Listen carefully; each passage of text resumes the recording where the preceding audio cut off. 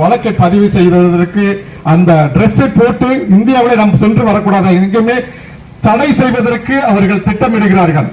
அந்த BJP, RSS, அந்த VHP, Bajrang Dal, அந்த இந்து அமைப்புகள் எல்லாம் கிறிஸ்துவ மக்களும் முஸ்லிம் மக்களும் சிறுபான்மை மக்களும் உலகத்தில் எங்கேயும் நடை போகக்கூடாது. அவங்க ட்ரெஸ்ஸை பார்த்துட்டே அவங்க கண்டிக்கணும்.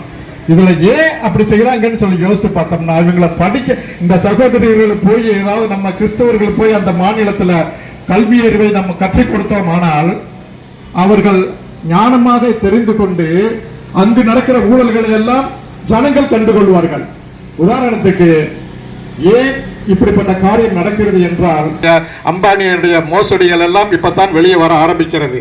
இப்படி அதை தடுப்பதற்கு நம்மளெல்லாம் உள்ள போயிட்டோம்னா எல்லாமே தெரிஞ்சிடும். அதனாலதான் மற்றபடி நம்மளை வெளியே போக விடாம தடுத்துக்கிட்டு இருக்கிறாங்க இப்படி செய்யற காரியங்கள் எல்லாம்.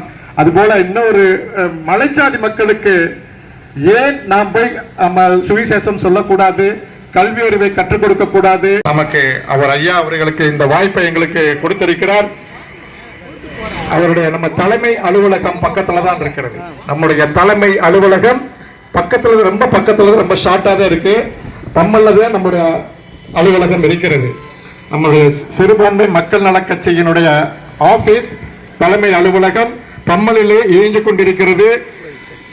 நீங்கள் உங்களுக்கு எந்த ஒரு காரியமாக இருந்தாலும், அநீதிகள் நடந்தாலும், அக்கிரமங்கள் நடந்தாலும் எங்களை தொடர்பு கொள்ளலாம். ஐயா அவர்களை தொடர்பு கொள்ளலாம். வருகிற எலெக்ஷனில் நல்ல ஆட்சியாளர்களை நீங்கள் தேர்வு செய்ய வேண்டும் என்பதுதான் கடவுளுடைய விருப்பம். நீதியை செய்கிறவன் யாருமே ஆளக்கூடாது. அநீதி செய்கிறவன் ஆளவே கூடாது. அநீதி செய்கிறவன் ஆளவே கூடாது. மாயக்காரன் ஆளவே கூடாது. மாயக்காரன் இந்த ஆட்சியாளர்கள் இருக்கவே கூடாது.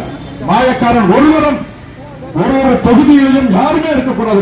மாயமாலக்காரனும் இருக்கக்கூடாது, மாயக்காரனும் இருக்கக்கூடாது, அநீதிக்காரனும் இருக்கக்கூடாது, அக்கிரமக்காரனும் இருக்கக்கூடாது. அல்லேலூயா. அப்படிப்பட்ட ஆட்சியாளர்களை தேர்வு செய்வது உங்கள் கருத்தில் தான் இருக்கிறது. நீங்கள் ஞானமாக ஓட்டு போடுங்கள். எதிர்காலத்திலே ஓட்டு போடுங்கள். இன்னமும் 2025 ஆண்டுல இன்னமும் சீக்கிரத்தில் வந்து காரியங்களை பார்த்தால் நாம் இன்னமும் அந்த பழைய காரியங்களிலேயே ஓடிக்கொண்டிருக்கிறார்கள். பழைய காரியங்களிலே இப்போல நிறைய இருக்கிறது. பேசலாம். எல்லாரும் ஒரு காரியம், பஞ்சமர் நிலம் என்று ஒரு காரியத்தை பேசுவார். அறியாங்க. பஞ்சமர் நிலத்தை ஐயா அவர்கள் கையில் எடுக்க வேண்டும். ஐயா அவர்கள் பஞ்சமர் நிலத்தை எடுக்க வேண்டும். அந்த காரியத்தை அதுலதான் அதை சொல்லிதான் ஓட்டுகளை வாங்கிக் கொண்டு ஏமாற்றிக் கொண்டிருக்கிறார்கள். அரசியல் சட்ட நாளிலே அருமையான அருள் சகோதரிகளை அவர்கள் தொட்டுவிட்டார்கள். அதனுடைய நிலைமை என்ன என்பது பின்வரும் நாட்களில் கெட்டு போவார்கள் என்பதை நான் ஆணித்தரமாக சொல்கிறேன். தொட்டது தண்ணீர் அல்ல, நெருப்பு என்பது ஒரு நாள். நெருப்பு என்பது ஒரு நாள். இந்த நெருப்பானதை என்ன செய்யும் என்பதை அறிவார்கள்.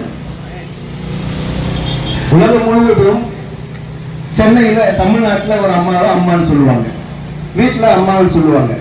ஆனா அகில உலகத்திற்கும் ஒரு தாயார் உண்டு. மதர் தெரேசா என்று சொல்லி அழைக்கப்படுகிறதான ஒரு உன்னதமான புனிதமான ஒரு தாய். அந்த தாயானவள் எல்லோரிடத்திலும் தயவை கேட்பார்கள். எனக்காக அல்ல, என் குழந்தைக்காக அல்ல, என் சந்ததிக்காக அல்ல, என்னை நம்பி வந்த ஜனங்களுக்கு ஏதாயிலும் செய்ய வேண்டும் என்கிற ஒரு உன்னதமான ஒரு பணியை செய்து கொண்டிருக்கிற அந்த சகோதரிய வாரிசுகளை தொட்டுவிட்டார்கள். ஆகவே இந்த நாளிலும் கூட நான் ஒரு கருத்தை நான் சொல்லுகிறேன். சிறுபான் நம்மை சிதைக்க பார்ப்பார்கள். நாம் ஒருவனும் உள்ளவராக இருப்போம் என்று சொன்னால் ஒருவனும் நம்மை அசைக்கவே முடியாது. முப்பரிநூல் அராது என்று சொல்லி வேதத்தில் சொல்லப்பட்டிருக்கிறது. நாம் பிரிந்திருந்தால் நம்மை ஒருவனாகவே அவர்கள் தொடுவார்கள். ஆனால் ஒன்றாக நாம் இணைவோம் என்று சொன்னால் ஒருவனும் ஒரு காலமும் நம்மை தொடவே முடியாது. நமக்கான ஒரு குரலாய் அண்ணன் சீமானே வந்து கொண்டிருக்கிறபடினாலே அவர்களுக்கு பின்பாக நாம் சென்று கொண்டிருக்கிறோம். நமக்கான அதிகாரத்தை விரைவில் பெறுவோம். நாம் எல்லாம்